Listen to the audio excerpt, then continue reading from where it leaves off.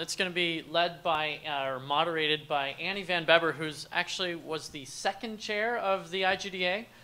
So she's been doing this for a long time, and currently she works with fundraisers.com, kind of helping a lot of different organizations raise money, and she kind of put together this panel for us, which is really covering kind of the cross between casual gaming and real money gambling gaming, and where this stuff's going to go. So I'm very excited for this, and we'll let Annie and the group take things from here. Thanks. We're going to keep it a little informal, but we're going to start giving people a chance to walk over from the other conference. The panel today is the convergence of casual games and real money gaming, and what does it take for a game to cross over. We'll be talking about the difference of casual gamers versus real money players, licensed brands, cost-benefit analysis, regulation, compliance, conversion rates, and cost per acquisition and revenues. My distinguished panel from, I guess, right to left is Mark Caldwell, the CEO of Playor. And Mark brings 3 decades of experience from pioneering computer games to creating multi-play game companies and franchises. Mark previously served as Vice President Engineering for Disney and Playdom. He's a co-founder, SVP of New World Computing, CEO of Rapid Eye Entertainment, Pacific Beach Digital, and Vice President of Development at 3DO and Director of Development at Midway Home Entertainment. During his tenure at Disney Playdom, Mark developed cutting-edge new strategies and technologies for social gaming, which has enabled the rapid creation, expansion, and distribution of multiple games on social networks. Additionally, he centralized Playdom's technology, which reduced cost and shared resources across the company in such areas as game engines, analytics, BI, A/B testing, social networks, monetization, virals, email, SMS, tools, etc. As a co-founder of New World Computing, he was instrumental in the creation of the highly successful Might and Magic and Heroes of Might and Magic franchises. Mark has several accolades to his credit and has earned the prestigious BAFTA for Strategy Game of the Year in 2006 for his work on Rise and Fall, and has filed a patent in the area of virtually communicating with gamers in real-world experiences. Mark's company most recently made an acquisition, which is why we invited him to be on this panel. And Mark's company acquired Hollywood Poker Online, so he'll be explaining to you their new strategy with the website and the players and poker and all of that. I do want to comment before I read the rest of these that every one of these players did come from the same space. They all have crossed over, as we mentioned, from game to gaming. You know, games play for money, not just online, but in the casinos also, which is an important part of this, this too. The next person sitting next to Mark is James Costa. He's the CEO of 3G Studios, Inc., which is based in Reno, Nevada.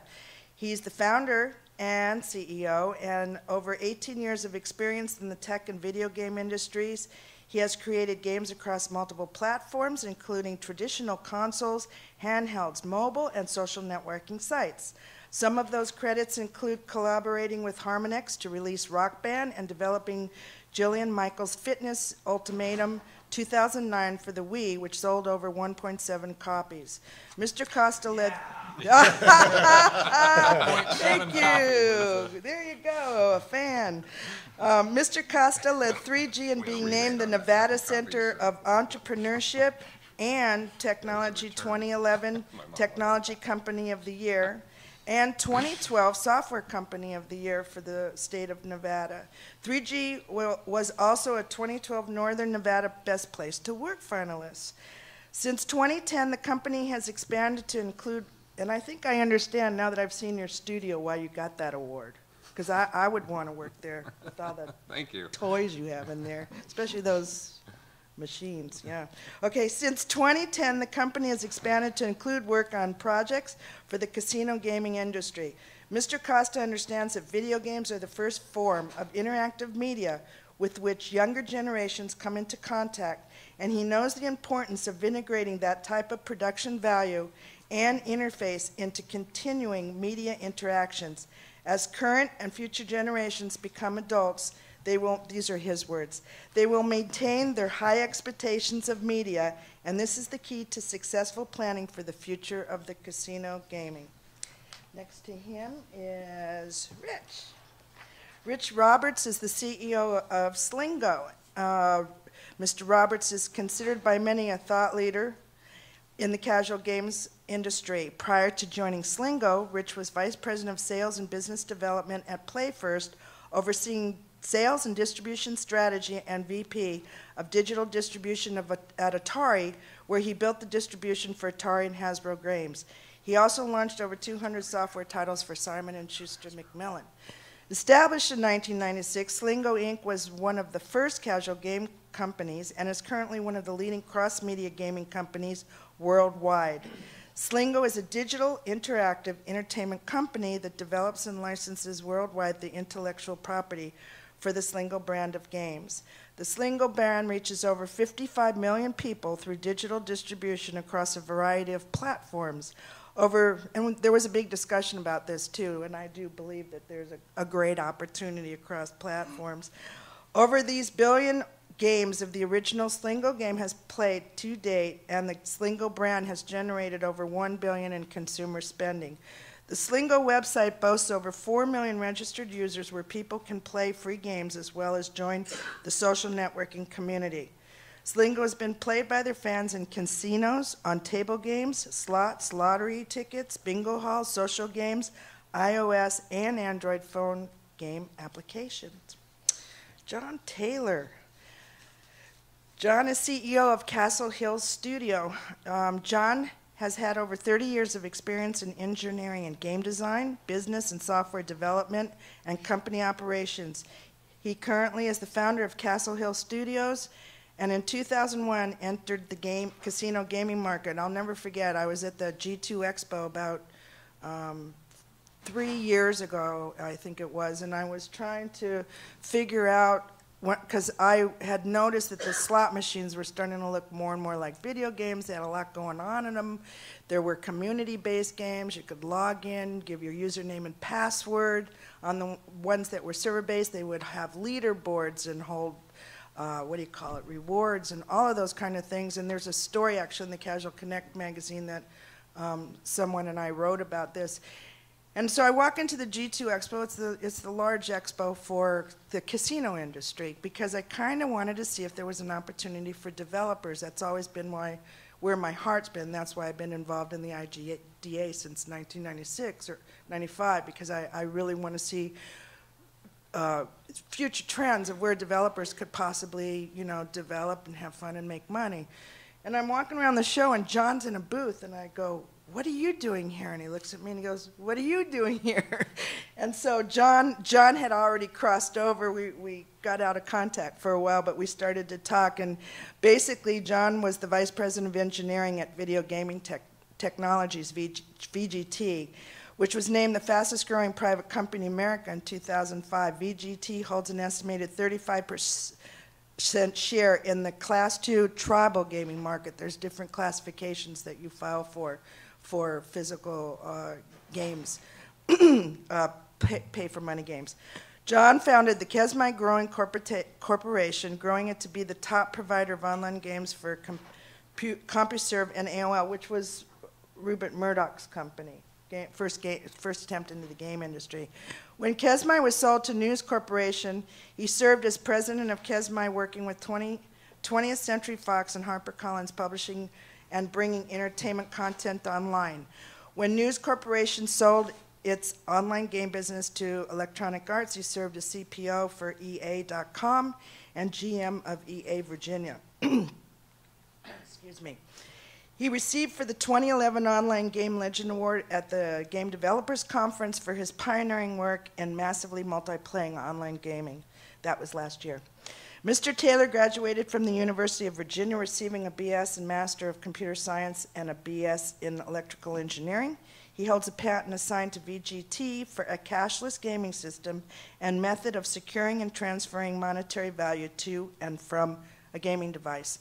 I kind of, when I do a panel, I like to make sure that you know as much as you do about the panelists, because if you do, then you can pretty much ask the questions that you want to ask. Maybe the introductions generated some thought in your mind that you can now ask them. So I think I'm going to start with the first question. And I think I'm going to throw this out to all of you, because I think this is one of the most important questions. We'll talk about the money thing in a minute, because that is like key. But the question I'm going to ask you all to comment on is, what is the main difference between casual, social, and real money players, so that they have an understanding of what they're trying to achieve? You want to go first? Yeah. Okay, great.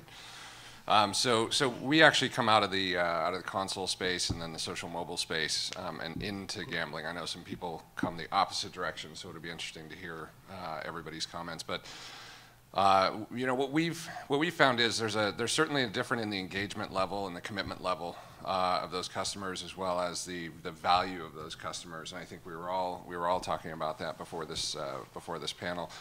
So those customers, generally the casual customer now has been trained in this free-to-play market, for better or for worse, and the idea that consumption at a monetary level is optional. Whereas in the gambling space, you know, you don't ever walk out of a $7.99 lobster dinner at a casino and play a casino game for free, right? They want your money at that point, and that's why the restaurants are in the middle. You don't have necessarily that luxury when you're talking to the casual games market. The casual games market expects everything for free. They expect easy entry, low friction, and they expect a very engaging experience before they put any money in. So.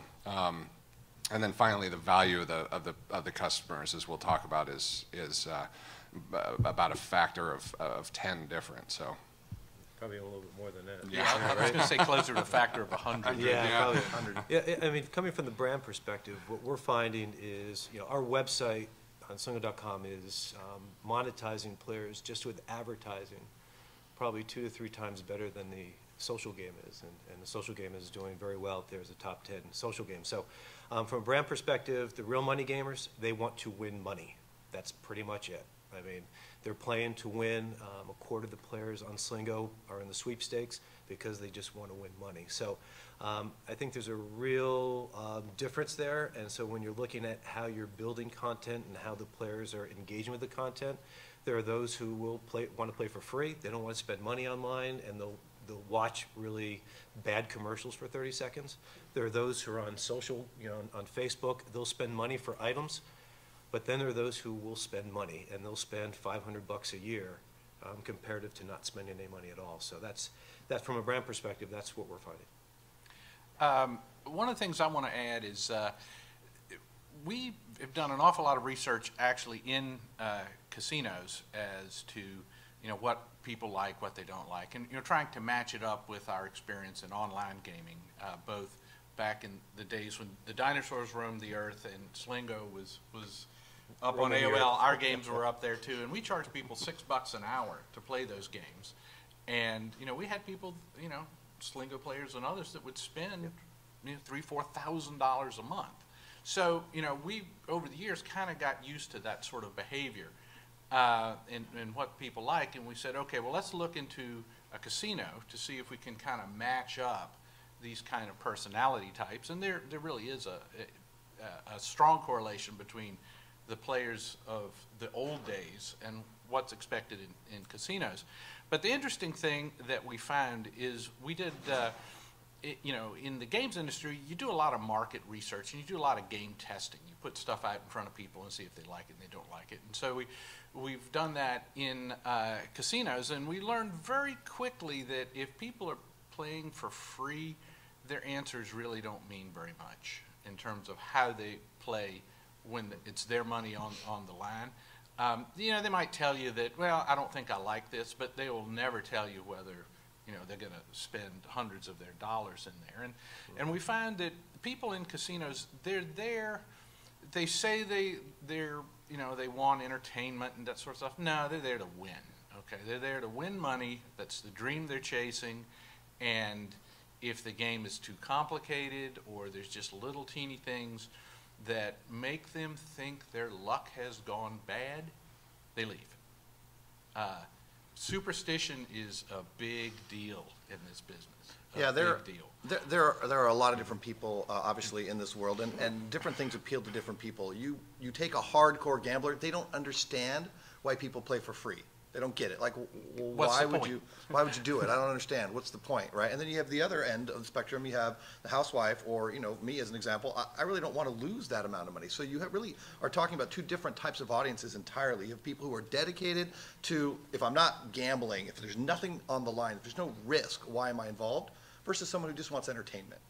So you really have to examine who the player is. And really is where they're at, too. So, one of the things we found is more than 20% of the players who will not spend a dime on the website will go to the casinos and spend $500 a year on the game. And part of that is that when they're in the casino, they're all about winning money, but when they're home playing on the website, that's the last thing that's on their mind. It's just entertainment. Can I tag on to something that I think has come up? The whales are certainly bigger, and it really Why don't comes you down tell everybody in here know what a whale is? Yeah, when we talk about good. whales in social games, right, the people actually spend cash, and they are so much bigger in this market.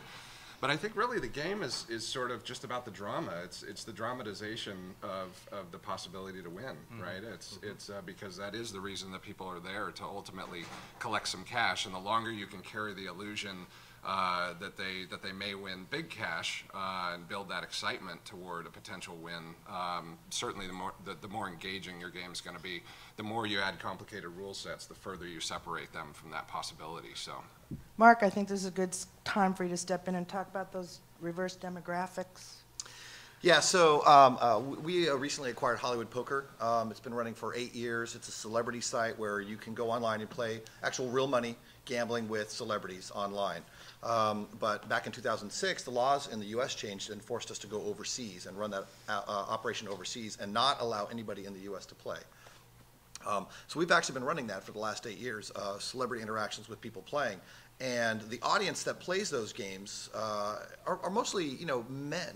They're 85, 90% men, and they want to play and they want to get that satisfaction out of it. When I was at Playdom, we had a poker game at Playdom. It was actually branded World Series of Poker at the time. It's not anymore. And we were basically 60-40. It was almost a 50-50 split between who played, men and women. And so it's a completely different type of demographic. I mean, there weren't that many women online at HollywoodPoker.com, but there are a ton of women online in a casual game. And that goes true for almost all casual games. I mean, a lot of the casual industry is really about monetizing women. It's really that's the main audience. It's a complete reversal. I come from hardcore gaming, and when you made a game for the Xbox, I mean, you're targeting 85% men. Now I'm making casual games, I'm targeting 85% women. So there really is, I think it comes down to your customer base. And in order to make a successful crossover, getting back to the topic, you have to understand who your customer base is. I can't take our Hollywood Poker customer base and expect that they're going to play real, play money games. Because first off, they don't know why people play for free, right? If there's nothing on the line, why would I pay? I mean, that's what our audience tells us. So we have to make a completely different kind of game that appeals to a different type of market if we're going to expect to monetize them and get some whales. Yeah, there was just some market research done last year looking at what do casino players do when they're not in the casino, and the number one thing number one thing that casino players do is they go to movies. The number two thing is going to sporting events, and I don't even think online even made the top 5. That's just not what they do. That's not, they go out for their excitement. So it's a kind of a different group of folks, and getting casino players to go online, even if you're chasing something, get on I guess Lord of the Rings, there was an online tie-in, and the game is quite successful in casinos, and I think the online side of Lord of the Rings had 400 people. Maybe this is a good time for somebody to chime in first. What we were talking about before on crossing one way and crossing the other way on licensed products, Rich, the point that you came up with? Well, Mark made a good point before, and I think that's the reason this conference was established in 2005, is that, you know, female gamers as a market was really not something anybody focused on until the late 90s, early 2000s, you know, when PopCap was making their content, and, you know, we're bringing Scrabble online at Hasbro. So, you know, there's a less of a time period to work with. But, you know, in terms of Andy's question on the, you know, the crossover, you know, Slingo being, I guess, the first community game on AOL, and certainly one of the first casual games even before this conference and the industry started, had a very large crossover into the real money wagering. Certainly the brand itself and slots and bingo appealed to the gambler initially, but, you know, over the last 10 years, Slingo's been one of the top branded games in the casinos, as well as the #1 brand in lottery scratch tickets in the U.S. So, you know, part of the success of online is going to be, you know, online real money wagering is the success of driving traffic from whether it's casual games or social games, and, you know, and bringing them into the new model. So what do you think? Should we tell them that the one key thing they need to do to make this game happen on a crossover? Should we talk about the math first, or should we go into one of the other subjects? Well, I think we talk about the difference in development of the games. I think that's probably Okay. the most important. So, you know, as you look at making a casual or social game, you know, it's all about getting people to engage in the brand and buy items. And then when you look at a real money game, it's all about math and winning. And when you're building a slot game, you know, it really, the graphics, the characters play important pieces they do in social and casual. But the math that is needed to be done is a regulated process. So you have to do, you know, real math that pays back 90 to 97%. So the casinos or the online operators can manage what they want to pay back to the customer. You have to have a volatility rate so that someone puts in their $20, they don't lose it in 3 minutes. So you have to be able to play for at least 20, 25 minutes. And, you know, James knows too, is that there is a percentage of volatility that no one will carry a game if you go over a certain percentage, because it would just upset too many people. It upsets the slot manager. And the slot, exactly. Who has to make his numbers. So now you're talking about, well, I'm making a casual social game, but you got to throw that out the window and look at, okay, what's the math that's going to keep people playing that game, and then build your characters and build your art to attract the players just like you would a casual game. Yeah, and I think that that's an interesting distinction. We all come really from the console world, and, you know, you have the benefit of saying, you know, well, this part of my level, I want people to spend more time here. I'm going to put a bunch of enemies, and I'm going to script this guy to run out and shoot the player, and so on and so forth. And you could tell a story and build drama. Try doing that with math, right? Try actually building a math model that makes a game fun for a person to continually experience at a completely random level your game, and still feel like there's a sense of storytelling, a sense of drama, and there's no trickery, because as Rich is pointing out, you know, that math model has to be opened up and certified if you're going to do real money gambling. So so math becomes one of, I mean, I can't explain how important having a solid math model is to both banking a casino game. It's extraordinarily scary to get caught in a position where your math model breaks repeatedly, or worse, gets exploited, and then also creates that sense of drama for the player. And if you really want to look at how distinct it is, go take a look at a game like Wolf Run, for example, or Lucky Larry's Lobster Mania is one of IGT's most successful games ever. I mean, take a look at that in a casino versus all the other offerings. And that's one of the most popular because the players can sense that the math model is fun. So, yeah, the way to think of Richmond mentioned volatility. Think of it in terms of a roller coaster. You know, basically, you know, if it's a very highly volatile math model, you know, you've got lots of give a little, peaks take a little and valleys. You know, the only difference between where the analogy breaks down is this particular roller coaster generally ends about 6% before the station, and that's our take. And interestingly enough, there's, you know, maybe 20 to 25 math models out there. that are typical in a typical casino.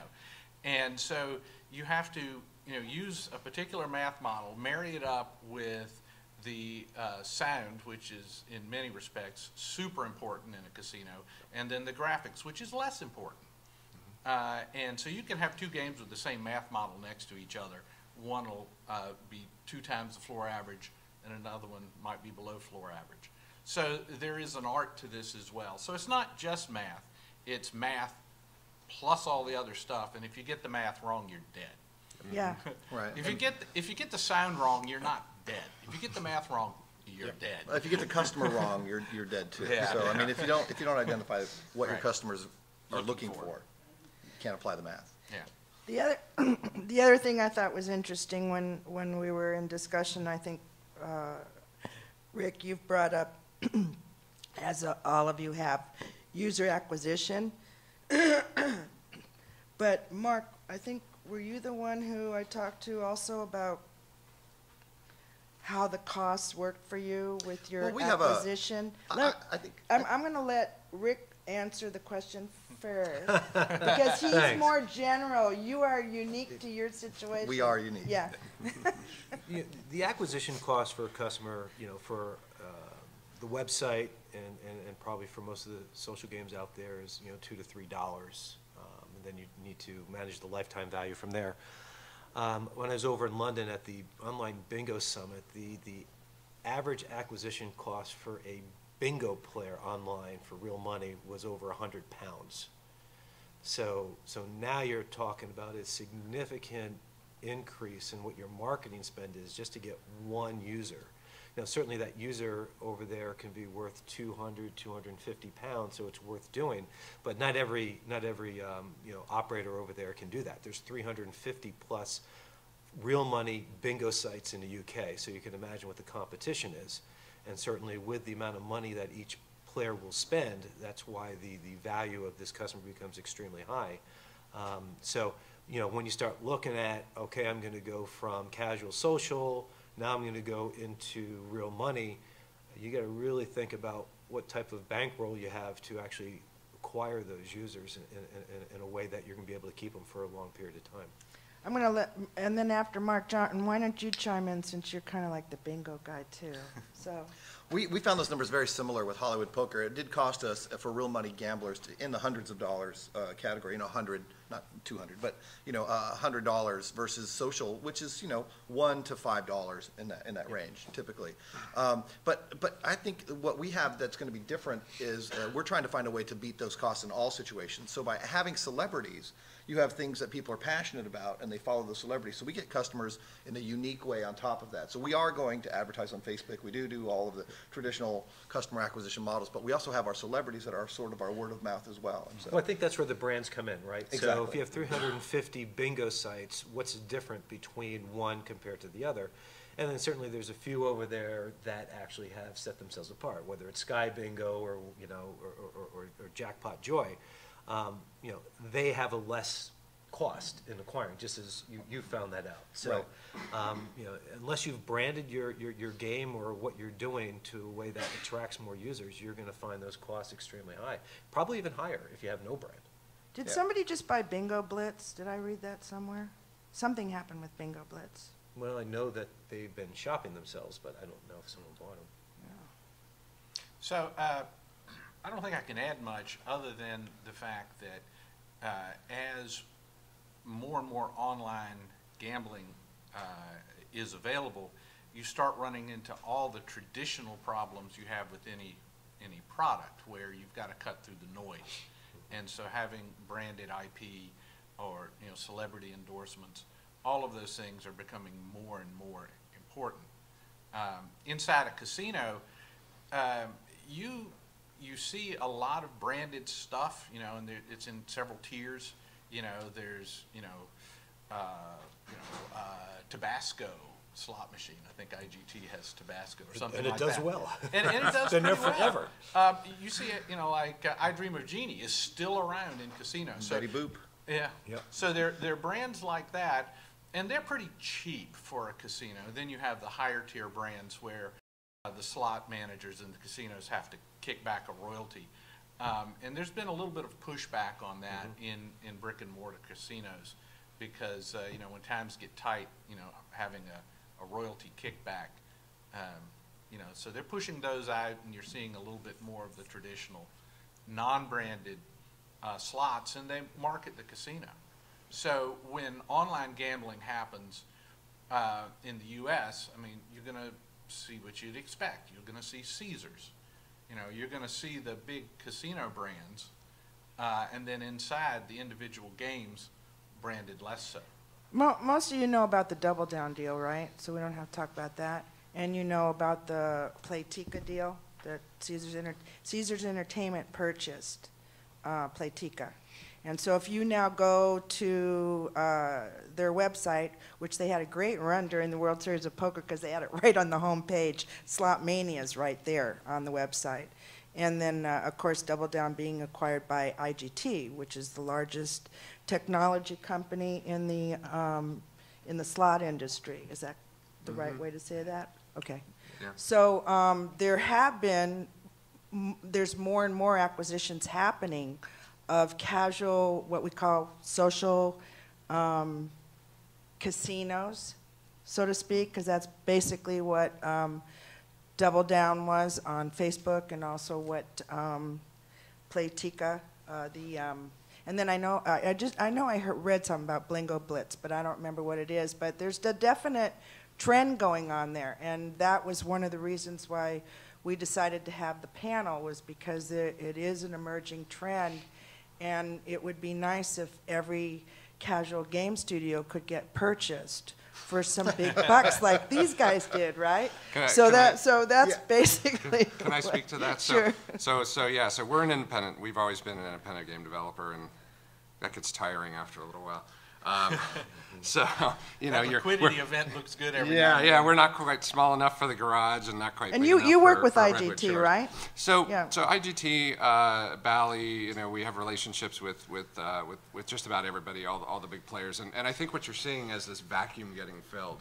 You have people who, you know, for instance, like Mark and Rich, who come from the space and the core space, and they're coming at it from that perspective. Zynga is a great example, right? They've been very, very successful with their poker products and now their bingo products, but I'll tell you, their stuff will never get certified. I mean, and I'm sorry if anybody here is from Zynga, but Zynga is going to have to like start fresh with their math models or communication models, everything. They just won't get certified with the current games. It's everybody. It's everybody. Yeah, everybody. Yeah. I mean, EA's in that situation, everybody. So, and then you have the people running at it from the other perspective. We're going to take questions at the end. Do you mind? Thank you. You have people coming at it from the opposite end. The companies like IGT. You know, IGT is interesting. Maybe people in the room haven't heard of IGT. They are like 90% of the slot market worldwide. They're a manufacturer distributor. If you look at almost every casino game, it has IGT on it somewhere. But nobody knows who they are because they don't have a relationship with the end customer. $2 billion a year company, and they don't have a relationship.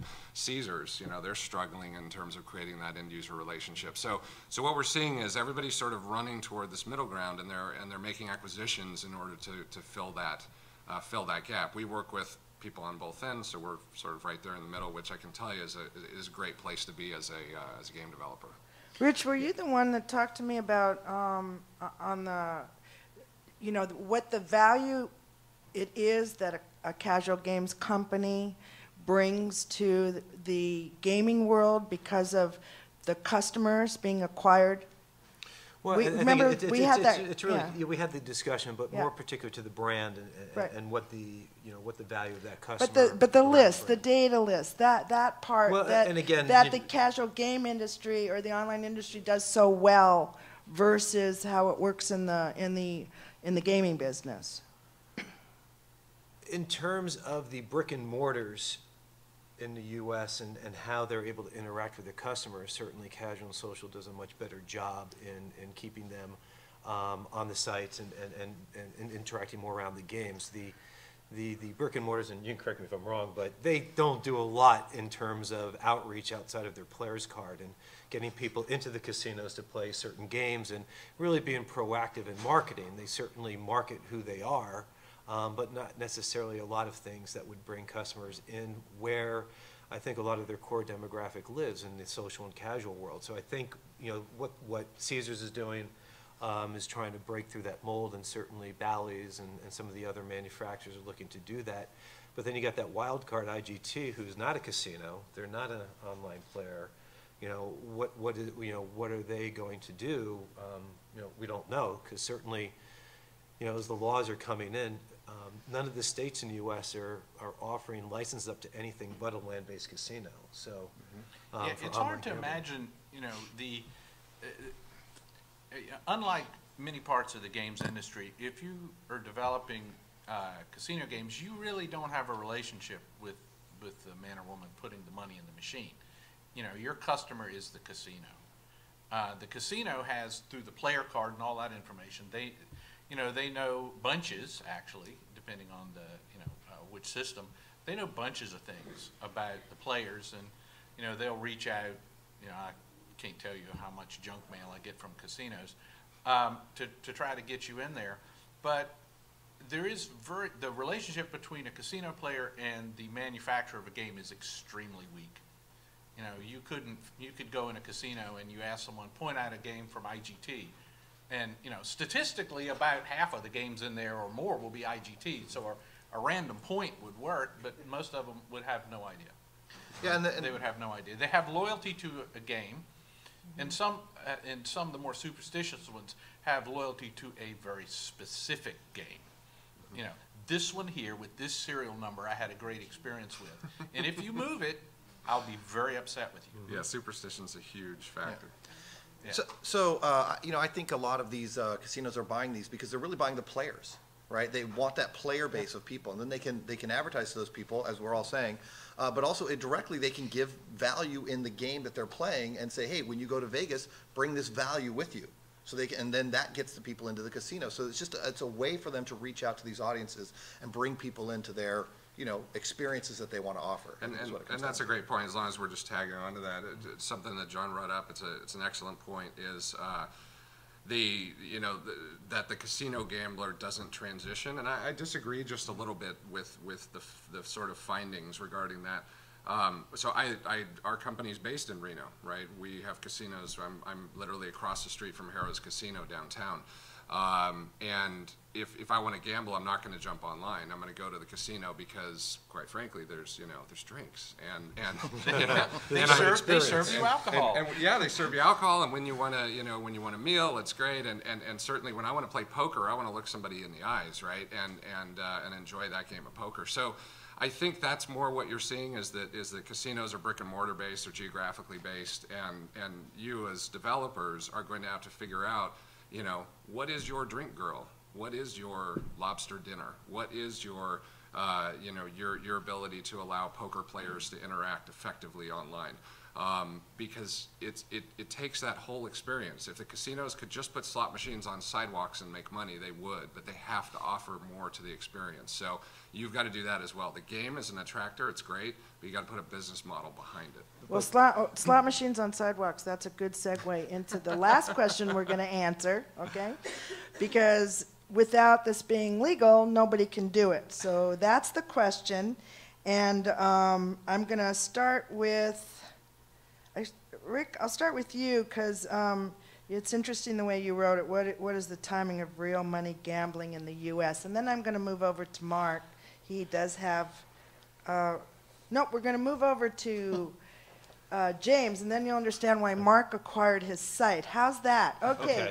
So Rick, am I starting again? Okay. So there's a couple, put it in the right way. So in the U.S. right now, the states, including Nevada, New Jersey, Delaware, just passed, are only allowing licenses either to the Lottery Commission or to the physical casinos to actually take a bet. So Delaware just passed, it's just the Lottery Commission. Nevada is only for poker, and it's only for the casinos to actually take a bet. New Jersey includes Keno, it includes bingo and poker. California, I believe, is just going to be poker too. So then as a developer, you would need to get a license. So we had just gone through the initial process. We had a vendor's license, but they went and changed all the laws around, so you have to go through the whole process again. We just spent 2 months putting the paperwork together. Outside of giving blood, The amount of information they know about you is probably more than my wife ever knew about me. It was easier for me to get a top secret security clearance than it was for me to get a gaming license. If you miss one question, including a speeding ticket, you will not get a license because the Gaming Commission believes that you've lied to them. So you've got to take this paperwork and go through it over. And it's not just your information, it's your spouse's information, all the way back to their uncles and cousins, and all the way back to your uncles and cousins. And So your ex-spouse. if you have one, I yes. got to revisit my ex-spouse's family. So in a sense, it's actually good paperwork to read through why not to get married a second time. That's right. Or get married a first time. No, I'm not kidding. But, you know, the point being, it's a very difficult thing. And the way the U.S. is set up, you have to get jurisdiction right now in every state if you want to provide content. So therefore, if you build a brand and you do not want to go through the process, then you would license your brand to a middle party, be it a GTech or an IGT, who would distribute that game for you as they would do in the casino. So And then you don't have to do all that license stuff? you wouldn't Depends necessarily. on how you want to get paid. They have to build part of it in-house. Right, so if you have to build the display, then you would have to do that.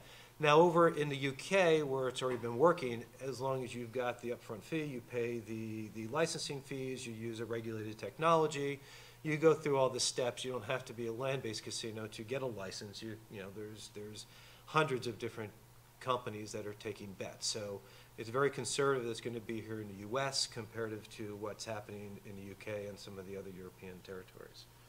Yeah, just to tag on to that, so what Rich is saying is, if you do get those certifications, like we have the same, you know, you can distribute games directly through a distributor like IGT or WMS or Bally. If you're looking at the casino market, the interesting one is when you talk about online. So I'm from Nevada, right, and we spend quite a bit of time with Senator Harry Reid, who right now is the majority leader. And Dean Heller, who's a one-year junior senator but has gotten a lot of attention. And the two of them are both pushing very hard, along with New Jersey's legislators, to secure federal, essentially a federal regulation regarding gaming licenses. Now, the reason for that's simple. So Delaware, for instance, just passed their law for online gaming.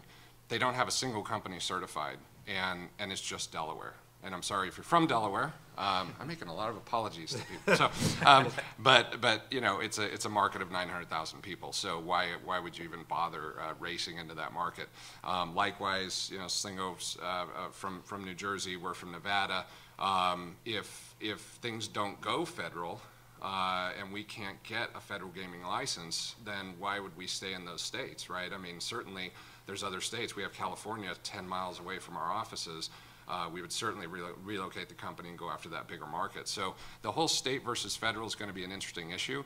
And the reason New Jersey and Nevada are pushing so hard for it to go federal is because there's a caveat in the law, the way that Senator Reid has written it, that if you are based in one of those two states, Nevada or New Jersey, and already have a vendor's license, that you would get preferential submission into the federal process. So, But it's still not opening up non-casinos to take bets. Yeah, and that's an So interesting that's thing. You the know, real- everything is brick and mortar based, and I got to believe that that's just, you know, that's because of the lobbyists. Well, but- It is, well, It- that's it's the part of big, it. yeah. Yeah. Well, that- You're also going across that- state that- lines on a wire, you know, Yeah, which, yeah. I you know, would, yeah. there's Like, a lot of so- lobbyists so- going around. So in Reno, and I don't know how it is in New Jersey, but in Reno, you know, in downtown Reno, there's a rundown little, just really a terrible casino that you'd never go to, and called I think it's Sharky's or something, and they have more approved online gaming licenses than any casino in the state of Nevada, because they'll work with any developer that's based in Nevada and has their vendor's license. And so that's a place where the law isn't giving any advantage to the bigger casinos like they would hope. And so I just don't know how much longer that geographically based casino preference can last. Well, Yeah, yeah, let me. yeah, I go want to add one more thing to that. The commercial gaming market, when you're looking at slots, it's about 30 billion-ish, 31 billion-ish, and the tribal gaming market's about 27 billion.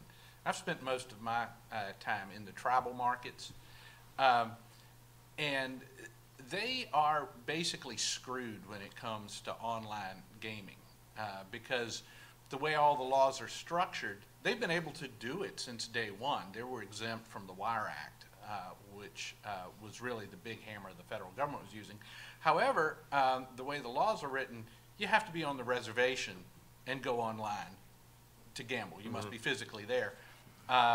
And so they are, depending on which end of the spectrum you're looking at, they need to have a law passed in order to participate in online gambling, or they have to make an agreement with a state, which they really hate doing. And so there's about an equal size force in the U.S. gaming market that behind the scenes are pushing really hard to stop this. Right. So the dynamic is kind of crazy. And we're talking huge dollars, huge amounts of lobbyists, you know, and You just hit the nail on the head. It's all about the money. it's all about the money. Once you get So lobbyists speaking involved- about lobbyists, let me chime in here because I want to give them time to do questions and answers. And I want to hear from James about the mobile poker thing, and from Mark too, on why he bought that website. So, speaking of poker, I was sat on the board of the World Poker Association. Don't ask me why, but I got elected to sit because I like the charity poker lady, basically. And because of fundraisers.com, charity poker tournaments was an emerging fundraiser for fundraisers to make a lot of money. And poker was popular, and thanks to World Series of Poker on television. So being the charity poker lady, I took a big interest in poker. I'm a member of the PPA, which you probably are too. And they are the legislative body that represents poker to legalize online poker. So it's a market of great interest to us, and you're going to see a gazillion poker games coming out on social media, on Facebook and whatever, and I'm sure you're all going to the Pirates Poker Party. But with that in mind, people feel that the first area that will be approved for online gaming will obviously be poker. The Poker Players Alliance has a lot of money behind them, and they've been hammering this issue for years now. So, James, why don't you talk about what happened in the state of Nevada, and then Sure. Mark, you can talk about why you bought that website. So yeah, I'll just go real quick. We actually built Stacked, which was with Daniel Negreanu for MTV Networks back in the day, and 2006, I think. And it did okay. I mean, it wasn't a great game, but when we look at the certification process now to bring a game like that online, and this is something for everybody to think about. You know, you have to be concerned about disconnects. You have to be concerned about lag. You have to be concerned about about nefariousness. It's unlike any other type of development you've done because you have to think about that fairness. I mean, you can end up with a class action lawsuit against your company, even if you're not giving away real money. Just if you're giving away virtual goods, think about the value of those virtual goods and the fact that if you have a flawed math model that can be exposed, that can become very, very real. So I think just real quick, if you haven't heard, Bally and IGT just a few weeks ago became the first companies in the United States to receive authorization for online poker.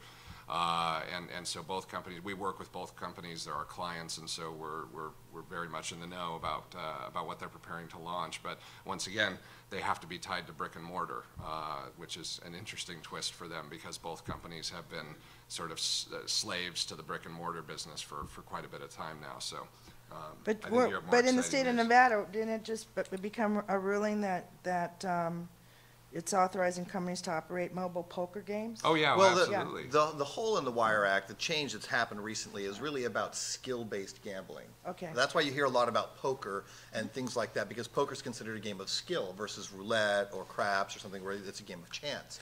So, the recent changes in the Wire Act have allowed for this skill-based gambling, and that's why everybody's going after poker right away. Because it is a game of skill, or at least claiming to be a game of skill, right? That's a debate we had a lot in the poker Yeah, and so business. and so that's why poker seems to be the topic of conversation. For us, as an example, the reason we bought Hollywood Poker is we feel it's going to do really well in the social side of it as well. I mean, from the things we talked about before, customer acquisition is the key, and you need an advantage to get customers online. I mean, in Facebook, 5 years ago, it was the wild, wild west. You could just send messages out to 1,000 different people, and there was no regulation on privacy or any of that stuff. But now Facebook's put a lot of these things in. It's very, very difficult to acquire users nowadays. So if you're going to make a game on Facebook or use Facebook's platform to acquire users, you need a hook or a brand or something that's going to allow you to, acquire more users than you could normally acquire and get them as cheaply as possible. But then getting them from Facebook to a website is even that much more difficult. Well, not with Open Graph. Now you can build Facebook into your website as part of it. And That's so true, when too, people but- visit your site, it can all just be one big experience. And I think you would agree. So it's interesting because if you played Zynga Poker, it's a very engaging little poker game, and it's fun. But we've sat and actually taken it apart. It's just Flash. And so we took it apart, analyzed their communication protocols, all that, and it cheats. I mean, they have bots in there, and they really stack the cards certain ways to create drama and all that. So it would never get legally certified, but it's very, very engaging to the microtransaction customer. Whereas if you're going to do a real poker game, it may not be engaging to that regular casual customer, but to the gambler, it's very engaging. So really have to choose your audience and service that audience. But I totally agree. Yeah. It comes down to exactly who your audience is, and that's why there's absolutely a difference between the real money gambler and the casual entertainer. But and one thing to be careful of, you can't do a bait and switch, right? You can't have you can't have a free-to-play game that pays out X and have the same exact game paying out something different for real money. Who got stung for that? But It was Party Poker, wasn't it? Party poker, Yeah. but I know, particularly slot games becomes an issue over in the UK where, in the casino, a real math slot game does not make a fun social game, period. Because slot games in casinos, you're meant to lose. In social, you're meant to win. So it's totally opposite of what the whole process is about. So, you have to be really careful that if you have a very successful social game, that's great, but you have to redo the whole thing if you want to be in real money. Right. And if you get it wrong in social games, it's a bad day. If you get it wrong in real money gambling, you could go to jail. I mean, that's a really bad day. Back on the audiences, I believe the social audience is 1,000 times bigger than the real money audience.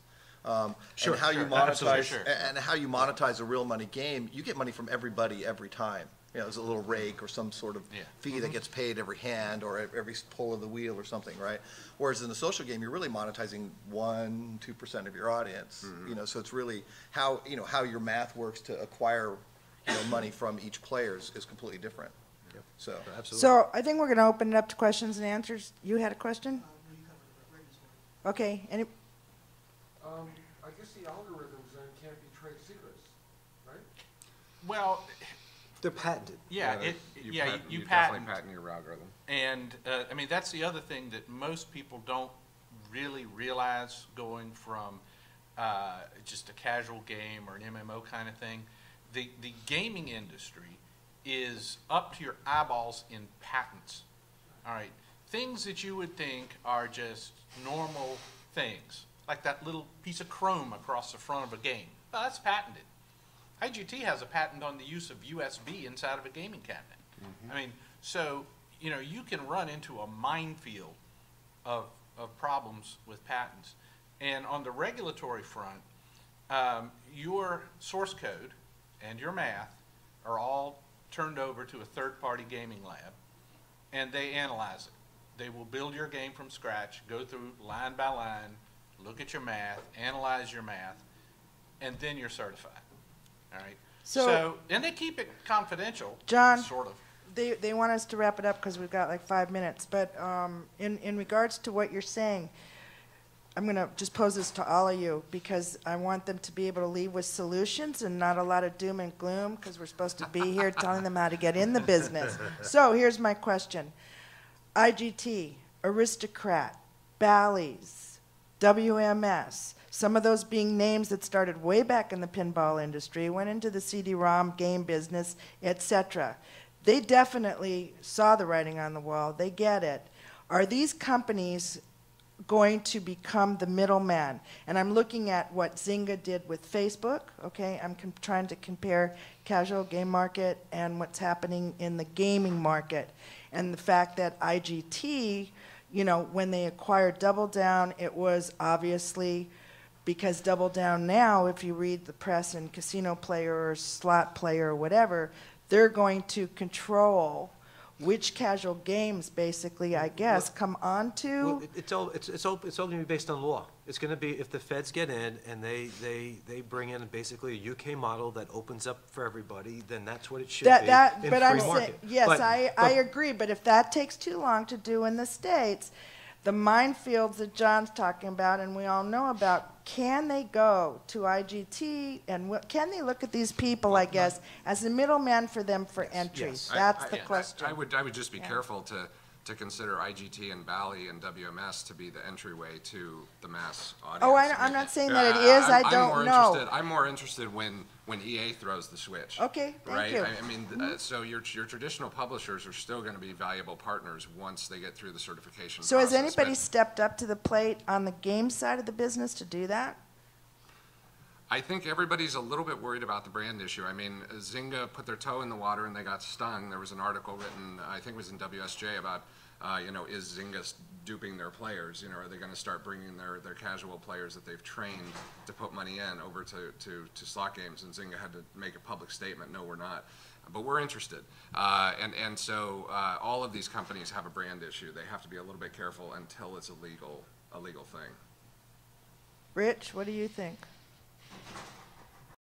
Can they? But go ahead. Well, I mean, Can you? I mean, you just put I think a solitaire game on Slingo, right? A casual game. Yeah. Can people look to you and your company for position of to get into the industry, basically? I mean, you're all very knowledgeable in what you do. I just don't see a turnkey solution. I can answer the question by what we're doing is we're taking our content and bringing it to where it is legal in the UK online. Right, so we're building those relationships to take what we've done here in the U.S. and working off the iOS and working off the social game success and bringing Slingo to a core of where our business is. So we can't wait for what the U.S. is doing. We can start building the online model in the UK. I think the answer to the question is Konami, WMS, IGT. They all use third-party developers to make slot game content. I mean, so it's no harm in contacting them. They're always looking for new content, and you can cut your teeth that way. It's not easy, but like anything else, you can work with them to get your content up. Rich, they're cutting us off. Okay. So this is what I think we should do to be fair to everybody. If anybody would like to ask a question, why don't you just approach the speaker that you want to ask the question to? And do you need us to clear towards the back of the room while new people come in? That means we need to clear the front of the room. You want them to meet them in the back? No, is what I'm asking? Outside, yeah. Okay, outside the door. Okay, there you go. Thank you, everyone. Thank you. Thank you.